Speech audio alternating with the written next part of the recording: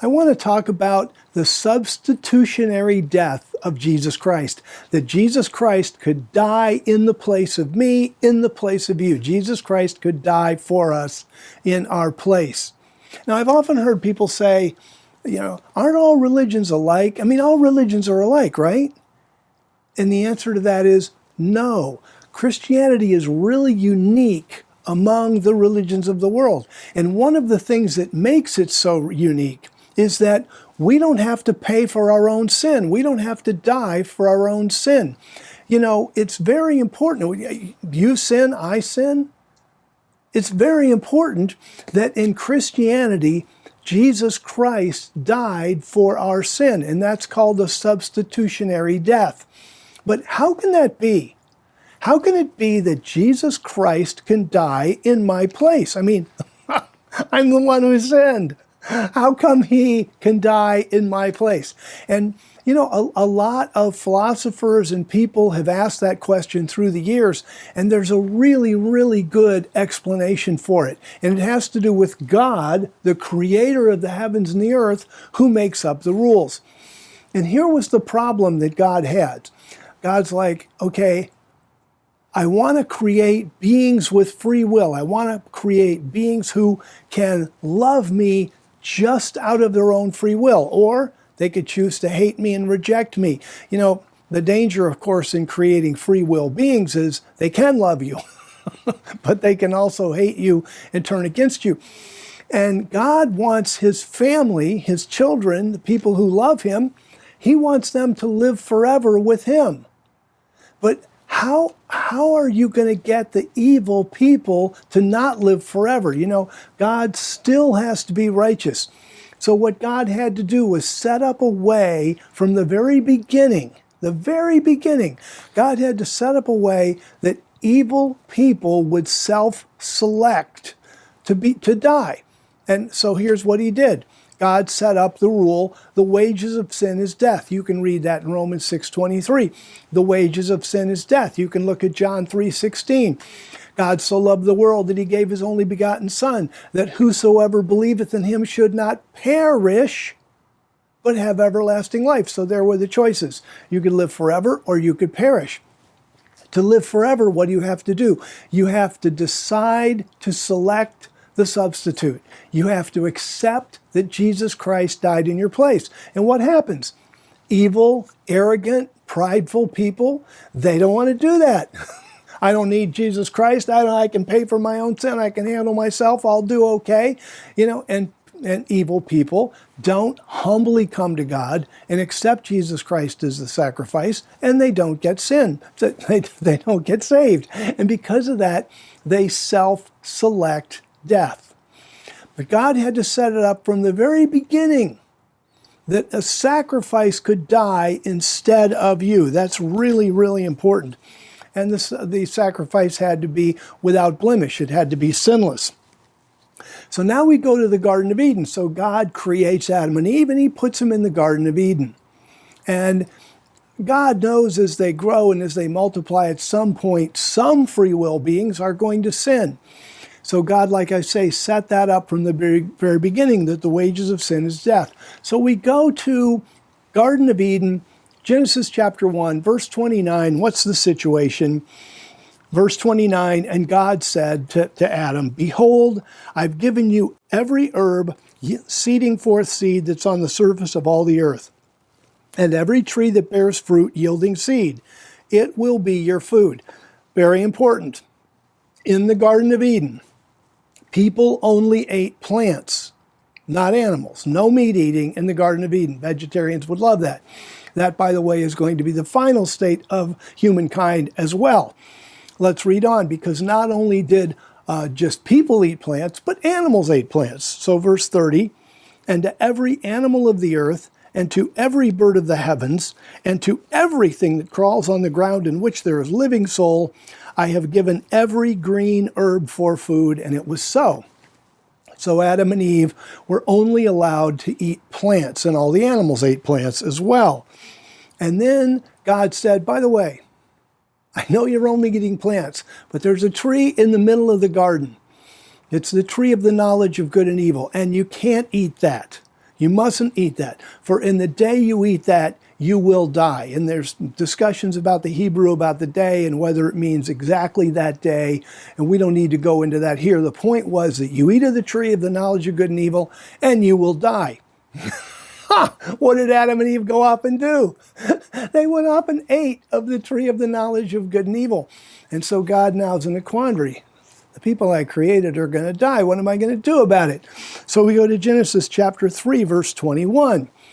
And in Genesis chapter 3, verse 21, what we find is that God made Adam and Eve coats of animal skins. Verse 21 of Genesis chapter 3 says, Yahweh God made coats of skins for Adam and for his wife and clothed them. So Adam and Eve had made clothes out of plants, plant leaves. God used animal skins. Now, when we read the Bible, one of the things that we need to do is we need to apply logic and we need to apply wisdom. And God's written the Bible that way to coax us into a relationship with him and to make things to where we've got to enter into a relationship with him. We've got to study the Bible. We've got to think about it. We've got to ponder it in order to fully understand it. Proverbs chapter 25, verse 2 says, it's the honor of God to conceal a thing, but it's the glory of kings to search it out. So, and in Isaiah, God says, come, let us reason together. So we're expected to apply reason and knowledge and think things through to understand what's going on here. Now remember, this is the Garden of Eden. Adam and Eve only ate plants. So when God had coats of skins, that means he killed the animal. And here we have the very first sacrificial death, a substitutionary death, where the death of an animal would temporarily cover for the sin of Adam and Eve. And we can tell that God started substitutionary sacrifice because it seems so illogical that only God could have started it.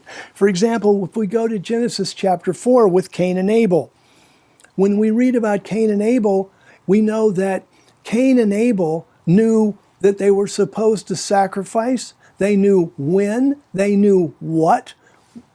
Where did they learn all that stuff? I mean, Genesis chapter 5 says that Adam and Eve had lots of sons and daughters. Okay, so here's Bill and Ralph, two sons of Adam. And Bill comes to Ralph and says, Ralph, I really messed up. I lied to mom and dad. I dishonored my mother and father. And Ralph goes, Bill, that seems pretty serious. Yeah, we need to make some kind of restitution for that. That's pretty serious, lying to mom and dad. What kind of restitution could we make? Here's Bill. Well, I don't know. I guess we could kill an animal. It's like, really? Really? A human being is going to come up with the idea that the way to please God is to kill an animal? That had to be God's idea. He's the one who thought it up. And then what's going to happen is it's going to be refined through time. So, for example, going back to Genesis chapter 4, let's read about Cain and Abel. It says it came to pass after certain days. This is chapter 4, verse 3 in Genesis. Came to pass after certain days that Cain brought an offering to Yahweh from the fruit of the ground. Abel also brought some of the firstborn of his flock and of its fat. Yahweh respected Abel and his offering, but he did not respect Cain and his offering. Cain was very angry, and the expression on his face fell. And Yahweh said to Cain, come on, why are you angry? Why has the expression of your face fallen? If you do well, will you not be accepted? But if you don't do well, sin crouches at your door, and its desire is for you, but you are to rule over it. So God is like, what's the deal here, Cain? You didn't bring the right kind of offering. So why are you the one that's upset? So Cain and Abel knew exactly what to bring, how to bring it to be accepted. And I've heard people say, well, that's because Abel brought a blood offering, And Cain didn't. Cain brought a cereal offering, but that's not really the reason, because we learn from the book of Leviticus, and even the whole chapter of Leviticus, chapter 2, is about grain offerings, that grain offerings were acceptable. The problem was Abel brought the best, the first fruit and the best, and Cain just kind of brought an offering. And so Cain's offering wasn't accepted. But where did they learn those rules? You see, God started substitutionary sacrifice in the Garden of Eden in killing an animal, and even with Cain. I mean, with Abel. When he brings some of the animals of his flock as an offering, he wasn't eating meat yet. It wasn't like he could kill those animals and eat them. He just had to offer them to God because God was setting forth a type of Christ, the substitutionary offering. So we go forward in time. Let's go forward all the way to the flood of Noah. That's more than 1,500 years later than Cain and Abel. So we go to Genesis chapter 8, verse 20, and Noah now has walked off the ark. And what we're going to see is he's going to build an altar. It says in Genesis 8:20, Noah built an altar to Yahweh and took of every clean animal and of every clean bird and offered burnt offerings on the altar. A couple things we need to know here. Altar is an understandable translation given what we're dealing with. It was an altar, but the Hebrew word for altar means slaughter site or slaughter place. You killed things on a slaughter site. And this is the first time that we read about an altar, an actual slaughter site. So the idea of substitutionary sacrifice is developing. Now we have a specific site, a slaughter site, and Noah builds a slaughter site, and he kills animals. And you know what else is interesting? They aren't eating animals yet. Genesis 8. They don't start eating animals until Genesis chapter 9. So Cain's killing Abel's killing animals, Noah's killing animals. Nobody's eating animals. They just understand the typology that this is going to cover for their sin. Where would they get that from? They got it from God, who set the pattern back with Adam and Eve. Absolutely. We move forward in time. And now we get to Genesis chapter 22. And in Genesis chapter 22, there's a new element introduced. Because in Genesis chapter 22, God asks Abraham to offer his son. And for the first time in history now, we see that, oh my goodness, one person can die in the place of another. And how do we know? And Isaac was a type of Christ. Isaac prefigured Jesus Christ. How do we know that? First of all, in Genesis 22:2, Genesis chapter 22, verse 2, God called Isaac Abraham's only son. Isaac wasn't Abraham's only son. Isaac was Abraham's second son. So why did God know that? Yes. God knows how many sons Abraham has. So why does he call Isaac, Abraham, take your son, your only son? Why does he say that? Because Isaac is being a type of Christ, and there's a lot of that. Then Isaac's going to be sacrificed on a mountain in the land of Moriah, verse 2. And that's where Jesus Christ was crucified, on a mountain in the land of Moriah. And then Genesis chapter 22, verse 4, they were walking for 3 days with the wood, headed to the sacrifice. And Jesus Christ was dead and buried for 3 days and 3 nights in the heart of the earth for 3 days and 3 nights, Matthew 12:40. Isaac was as good as dead for 3 days, like Christ. And then in Genesis chapter 22, verse 6, Isaac is carrying the wood. What's really funny about that is that Abraham has servants and a donkey, and he leaves his servants behind, and so he and Isaac are going on, and he takes all this wood for the sacrifice and he puts it on Isaac. And I'm sure Isaac is sitting there going, Dad, help me out here. What's going on? Why am I carrying all this wood? We have a donkey.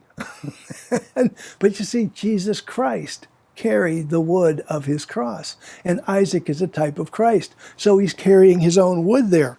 And then, of course, in verse 8, Abraham says to Isaac, God will provide a lamb for the sacrifice. And of course, he did. Isaac was the type of Christ, and the lamb for the sacrifice was Christ.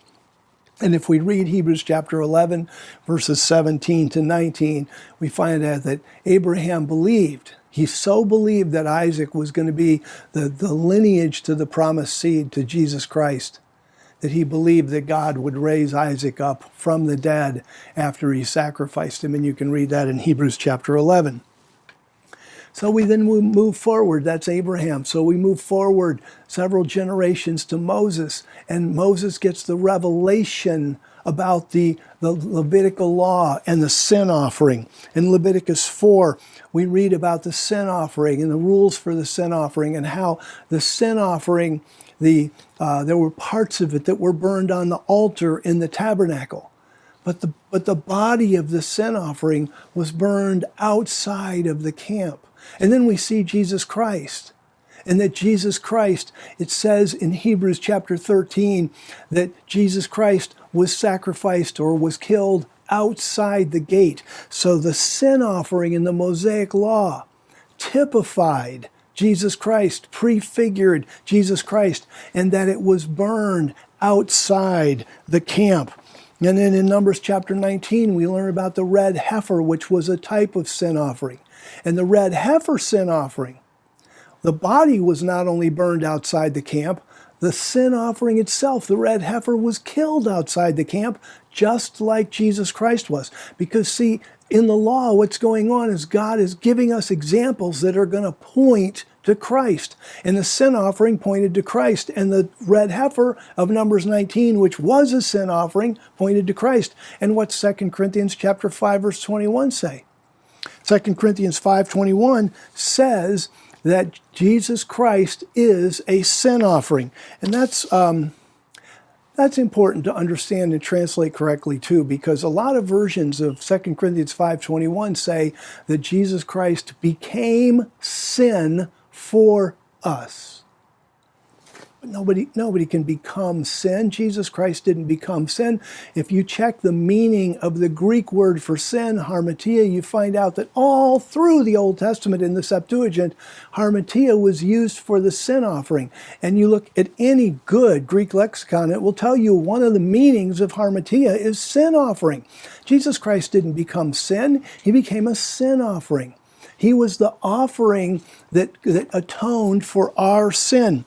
So 2 Corinthians 5:21 says, He, God, made him, Christ, who did not know sin, to be a sin offering on our behalf, so that through union with him, we would become the righteousness of God. That's so beautiful. You see, with the idea with the sin offering is the offerer, the sinner, would lay his hands on the head of the sin offering, and then the sin offering would be killed. The sin typologically transferred to the sin offering, and the righteousness, the innocence, the blamelessness of the sin offering came to the offerer. And that's what happens with Jesus Christ. I confess Christ is my Lord. He dies in my place. He takes my sin. What do I get? I get to be declared righteous, see, based on his righteousness. And that's such an awesome and wonderful thing. And Hebrews chapter 13, verse 10 says that we, you and I, Christians, believers, we have an altar that is not the same as the Levitical altar of the tabernacle that the priests ate from. And the altar that we have that is outside the gate is the altar of the death of Jesus Christ, the fact that Jesus Christ died for us in a substitutionary way. So when we take a look at what God's trying to do, God's trying to have a family who loves him, and he's trying to set things up to where in the next life, the righteous people, the people that really love God, do what's necessary to live forever. And the evil, arrogant people self-select themselves to death by rejecting the provision God has made for life. I don't need Jesus Christ to die in my place.